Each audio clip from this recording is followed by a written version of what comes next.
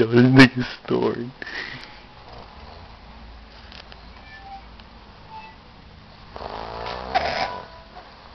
I think it's like a truck parking.